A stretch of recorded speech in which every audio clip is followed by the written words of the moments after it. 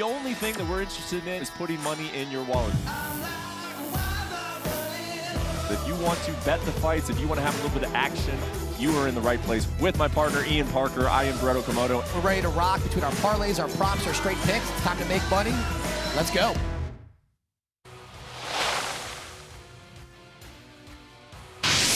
Yeah, that's right. It's time to go is right. It is UFC 282 at the T-Mobile Arena. It is the final UFC pay-per-view event of 2022. You were looking at the ESPN studio, which is right there on the Las Vegas Strip, right across the street from Caesar's Palace. That is where we are, myself, Brett Okamoto, and my partner, as always, Ian Parker, here to discuss all things gambling for UFC 282. Big fight feels, honestly, man. I mean, this card has gotten a little bit of, they should offer this as a non-pay-per-view. Who are the big names on it? We lost the main event, Yuri Prochazka versus Glover Teixeira. I think top to bottom, always we're talking from a gambling perspective, this card is great, but also just entertainment-wise, I think this is going to be a really fun card to watch.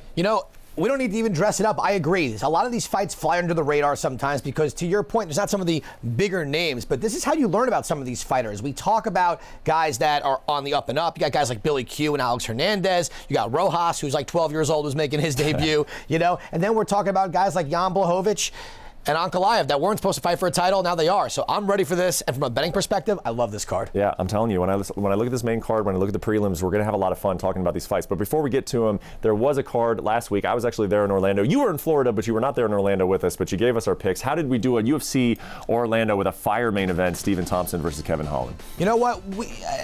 Not one of our best ones. The parlay kind of saved a little grace, and Phil Rowe with that plus money. We hit Phil Rowe as an underdog. Dawkins, I honestly did not see that one coming, and shame on me for giving that number. Jack Hermanson was cruising, and then Delize pulled out the most insane calf slicer transition I've ever seen. Schnell Nicolau, I told you, danger might be his name, whether he provides it or takes it. And Thompson Holland over 2.5. That was as easy as it goes. And we talked about leading Wonder Boy as one of our leans as well. 3-2 with the parlay. Moving on to this week, I got a little special action going on. A lot of best bets this week. We're gonna have some fun. Yeah, like you said, when you hit the parlay, it's going to normally be a good week, and we floated some water there. 3-2 in the best bets. Let's get to this main card, UFC 282. You can find it on ESPN Plus pay-per-view. It is headlined by Jan Blachowicz taking on Magomed Ankalaev. That fight was supposed to be in the co-main event, of course, a 3-rounder. It gets bumped up to the vacant light heavyweight championship. Some wide odds there. We're going to be talking about that. Ankalaev minus 340, Blachowicz plus 270. You got Paddy Pimblett in the co-main event. He's coming in at minus 240. You're probably paying for every cent of value there, but we'll get to Ian's how he's going to play Paddy Pimblett against Jared Gordon plus 200. Santiago Ponzinibbio supposed to be fighting Robbie Lawler. We got a little bit of bad luck there. Alex Morono, who has been in this spot before as a short notice replacement. Darren Till taking on Dricus du Plessis. And Bryce Mitchell, Ilia Topuria, a fan favorite there, a fight that could be an absolute banger, so we will get to that one. But I want to talk about this main event first. It is Jan Blachowicz taking on Magomed Ankalaev. Again, this was going to be a 3-round fight. So it went down to the wire so much so that Jan Blachowicz didn't even realize it was going to be a 5-round title fight until he landed in Las Vegas for this main event. Taking on Ankalaev, who is one of those guys, Ian, that has been sort of one of the uncrowned champions, almost reminiscent of an Islam Makhachev, where it's like, man, that guy is going to keep winning. He's going to get an opportunity to fight for a championship. He's probably going to win it. Jan has been a darling as an underdog, man. Plus 170 against Rakic, plus 215 against Izzy. The list goes on and on. Dominic Reyes, Corey Anderson, Luke Rockhold. That guy was an underdog in all of those fights. He won all of those fights, but Magomed Ankalaev gets the job done as a favorite. So how in the world do we bet this? Again, Ankalaev minus 340. Well, look, first off, I want to say my apologies to everyone who had a futures bet that Yuri would still be the champion in this, because you lose that ticket, and that's a rough one, and I feel bad for you guys. But this is a good fight. Look, this was going to be a number 1 contenders fight anyway. Instead, we're going to get 2 rounds and a title on the line. I do believe that Ankalaev is very deserving of this shot. And you know what? You had a guy in Jan Blachowicz who, listen, he was the champ. He wasn't supposed to be. At one point, UFC was looking to cut him. He turned it around. He beat Izzy. He's a good fighter. And then the fight against Glover, he even said he didn't feel like himself. And then to bounce back, you and I talked about the fight against Rakic. We were surprised he was an underdog. We had him in that fight, and he looked pretty good. This fight's really intriguing to me because it's Ankalaev's, it's his skill, it's his speed, it's the distance against the power and what we've seen out of Blachowicz. For me, I'm going to do this a little differently. Ankalaev is a big favorite, and we know Blachowicz can hit that left hook right off the clinch the way he finished Luke Rockhold. There's a line right now, minus 200. just to start round 3. Ankalaev, when he's finished other fights, it's been a little bit later on. We saw against Santiago Santos, and Blachowicz is someone who's pretty durable. So unless he gets taken to the ground and gets his back taken immediately, I think this fight goes a little different. So to start round 3 is where we're going to go with the main event. Okay, so that's our play officially for the main event. But if some of our viewers are wanting to take one of these guys or wanting to maybe add somebody to a parlay, minus 340 plus 270, that surprises me a little bit. I mean, outside of really what just was a completely off night for Jan Blachowicz, and I want to give Glover to share his credit for winning that fight, but Jan did not look like himself when he lost that fight to Glover. That was a terrible performance, if we're just being honest. It was bad, okay? But other than that, this guy has been pretty much fire for the last few years. So plus 270, I mean, how would you tell our viewers, hey, go ahead, throw Ankalaev on a parlay, or maybe throw a little bit of action on Jan because he's such a big underdog? How would you bet the side if you were going to? You know, I just don't see how Jan wins this fight. You know, we talk about styles make fights, and for me, it's just that power, it's that left hook. But where else does he win? He's not taking Ankalaev down. He's not going to out-grapple him. You know, cardio-wise, we know Ankalaev has it. He's gone the distance. You know, if anything, the way Ankalaev has been fighting, he's been getting finishes. And look, plus 120 to win by KO, TKO, or DQ, essentially inside the distance is not a bad play. Now, you want to talk about Jan having an off night against Glover Teixeira, that plus 1,000 to win by submission on Ankalaev really sticks out to me. I could see him getting the back, rear naked choke and a scramble. That's possible as well. And look, even winning by finish is plus 100. So you don't have to lay the juice. If you want to throw him in a parlay, look, I think Blachowicz is a good fighter. I think he deserves to be here. This is a really tough stylistic fight for him, in my opinion. Okay, so a lot of confidence on Ankalaev, and why not at minus 340? Let's go to the co-main event. Paddy Pimblett taking on Jared Gordon, and Paddy is just one of those guys, man, where you know you're going to have to pay full price for him because of his popularity, because the UFC is putting him in places to succeed. Jared Gordon, man, you can get him at plus 200. This guy's 4-1 in his last 5 fights. However, every time he has lost in the UFC, he has been finished. 3 KOs, 1 sub, all of those losses, those 4 losses in the UFC. What do you think about Paddy Pimblett at minus 240? And because of that stat that I just said about Gordon being finished, do you like him as potentially a finish here? This might be a hot take. I see a lot of people on Twitter saying that Paddy's going to nuke him. My question is, why? I think Jared Gordon's a live dog here. You know, a 3-round fight, you got someone, Jared Gordon, who fights like a pit bull. He comes forward. He actually might be the better technical striker. I'm not going to say the better knockout artist, but the way he throws his combinations, he doesn't swing for the fence. He's not wild. You know Paddy's going to come out. Paddy wants a firefight. But you look at a guy like Jared Gordon, who has got a lot of his wins based on his wrestling, his grappling, his cardio, his smart decisions. You know, look, Leonardo Santos getting that win was a big win. Okay, that's someone who's a grappling god essentially, and Jared did excellent against him. The Grant Dawson fight, look, Dawson is every bit of the prospect we believe that he is. I think that for Jared Gordon, he has to make this a wrestling match, which he can't do. We've seen Paddy taken down, we've seen him get dropped in his fight, he keeps his hands low. If Jared just doesn't fall into the trap of brawling, I think this fight can go pretty far. I think Paddy's talented, okay, and I think he is a fun marketing tool, and I think he is fun to follow. But this fight, I feel like Jared's flying under the radar a little bit, or maybe he's not getting enough credit. I'm going over 1.5 rounds here. I don't see him getting finished by Paddy that early, you know, and I think he turns into a wrestling match. I think people are going to be really surprised. Okay, over 1.5 rounds. You got to pay a little bit of juice on that at minus 160. Jared Gordon at plus 200. You said he's a live dog. What line would you have anticipated this being? It seems like you're definitely saying there is some value on Jared Gordon. What should he be? This doesn't surprise me because, you know, Jared's coming off. I mean, look, he beat Santos, losing to Dawson, and Paddy's got momentum because he's Paddy. So this doesn't surprise me, but if you were to go based on skill, level of competition, who they have fought, how long they've been in the UFC, I like that original line at Paddy minus 170 odds, right? At plus 145. I think people steam that, and that I understand hitting the 170 because you're looking at a guy in Paddy who's going to throw hands. He's going to come out. He's going to be aggressive. And yeah, Jared got knocked out by Charles Oliveira, but we're talking about a former champ. You know, we're not talking about any of these guys who Paddy has fought. And that's not a knock on Paddy either. But look who he's fought. His first fight was a guy who was a striker, nothing in jiu-jitsu. His second fight, a guy who had no grappling skills. And the third one, Jordan Levitt, who's good on the ground, but really his striking is minimal. He's fighting someone, Jared, who has fought real top-level competition and who's an absolute dog. I think this fight's going to possibly even go the distance. I'll tell you what, man, that's plus 55 in value from where that line opened up. And it's not surprising, again, that people came in heavy on Paddy. Maybe they will continue to do that as the fight gets closer just because, you know, he's that big fan favorite. He'll be on a lot of parlays.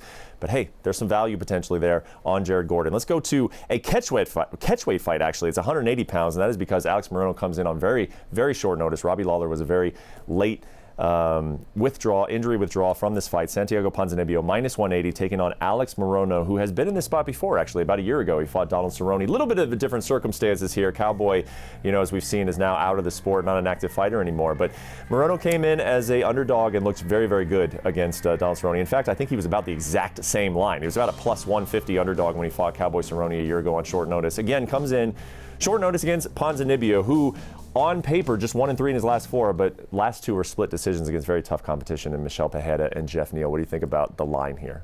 I'm surprised the line is actually where it is. I think Ponzinibbio should be a way bigger favorite. I think it's because of a couple of losses he had and because of Morono getting the win over Selmasberger and Cowboy. But Morono is not big for this weight class. And the catch weight for me is just like, hey, we really wanted to save this fight. Ponzinibbio, before he had that really nasty injury, I thought was en route to be a potential champion. He looked fantastic. This is still one of the better strikers in the division. We know he's got good durability. He's a smart fighter. Man, this guy could strike, okay? And he's got speed. And, when we thought he was out, he came back. Morono is going to... Listen, Morono could take this fight to the ground and make this a boring fight. That's just not who Alex Morono is, though. This fight will be a striking battle that favors Ponzinibbio. I love him at this number. All right. Love on Santiago Ponzinibbio in that third fight on the main card. Let's move on to the second fight on the main card. It's a middleweight fight, a very important one for Darren Till and Dricus du Plessis. Till coming in at +160, which is not surprising. I mean, this guy has had trouble getting victories inside the octagon. He's also had trouble just being inside of the octagon. This is his only appearance of 2022. Has not fought since September of last year. Pulled out of a fight in July, taking on du Plessis, who has looked good. He beat Brad Tavares in his last fight. I think it was a little closer than maybe some people anticipated. Pretty competitive fight there with Brad Tavares, the veteran. But du Plessis, you could see just the differences in momentum here between these two. But hey, you can get Darren Till at +160. You interested in that? I'm not. Look, hey, listen, I like the way you set that up for me. Thank you. Look, Darren Till is one of the more fun guys, personalities. He's got that smile on his face. But listen, and training with Khamzat does not mean that you could wrestle like Khamzat Chimaev. I'm sorry, that's just not the case. You look at this injury timeline here, it's constant. And for me, he is fighting someone in du Plessis who is just a physical machine. He is an athlete, and this is a guy who look, Tavares, you said it yourself, he is a veteran, but he's a seasoned veteran who's had some really good wins. He's really tough, and that third round is what put du Plessis over the top. For Darren Till here, he has to go back to what got the success for him, and that was staying on the outside, striking from a distance, and really his speed. I don't know if his speed really carried over from welterweight to middleweight. We haven't seen him at middleweight have a ton of success. Clearly, he's fought guys like Whitaker, like Vettori, but then he's had the injury. He's been out for a long time. He's fighting a real young, hungry lion who is built like a truck, who hits like one. Also will have the advantage on the ground. I like du Plessis here. I think this is a bad matchup for Till to come back to after a long injury. You consider a method of victory here for du Plessis? Darren has been finished in some of his fights, but he's also shown durability. Training with a different camp. Looks like he's in good shape for this fight. You get greedy and look at a method of victory at all? I think you just really enjoy these props at this point. And I think you get bored with these money line plays and you want, you know what? Man, it's tough. We've seen Till lose a lot by decision. When was the last time he got finished? Was it against Jorge Masvidal? Was that the one, right? I believe so, yeah. Du Plessis has the power to do it. It's hard for me to say because we don't know what Darren Till we're going to get. Look, he was out for a while, and then he fought Kelvin Gastelum, right? And he looked pretty good there. That went to a decision. The number's low enough where we don't need to get that way, but I could see a lot of people probably taking du Plessis to put Till to sleep. It wouldn't surprise me. Okay, let's move on to the featherweight division, and depending on who you ask, this might be honestly the best fight on the card. This is Bryce Mitchell versus Ilia Topuria. Really, really fascinating fight. Obviously, you got two guys with undefeated records. Bryce Mitchell coming off of a big win. I think some of these wins are big for your career and they're big for the fan base. Some of the wins are just big for the fighter themselves, and I think the Edson Barboza win for Bryce Mitchell was huge for him. You could just tell all the confidence that he took from that fight. Ilia Topuria never shy on confidence. He's 4-0, 3 finishes and 3 knockouts, in the UFC, and he says that that's really the difference, that he's just a far more dangerous guy here. The odds favor him, -150. Bryce Mitchell +125, which I will say personally is just a little higher than I was anticipating. Where are we at on -150, +125 for Bryce Mitchell? You know what? Here's what's interesting about Bryce Mitchell. I don't love him as a striker, but we have seen that he could put it together to make the grappling interesting. There is something about Ilia Topuria, though, that we're talking about guys that rise in the ranks quickly, that could fight higher-ranked guys earlier. When he went up and fought Jai Herbert, he went up a weight class. He took that shin to the face, recovered, came back with a nasty knockout. He did it to Ryan Hall. He was able to defend those leg locks. I think he's the better wrestler than Bryce Hall, and I don't know if he's on bottom, he's able to get up as fast as he says he is. Bryce is excellent with control, but Bryce is not really threatening with the striking.